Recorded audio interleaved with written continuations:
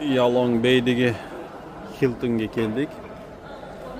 Atrofi juda go'zal ekan. Tog'li rayonlar, palmalar, daraxt ekinzor ko'p.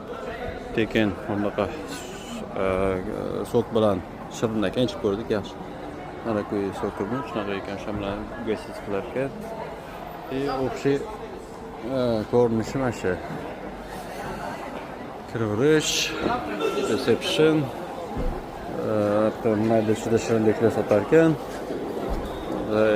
Basseyncha kichkina, dekorativniy kutishxona, kutish joylari.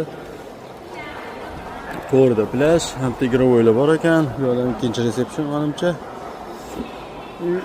Tashqari mana o'rtada plyaj, basseyn, hamma narsa bor.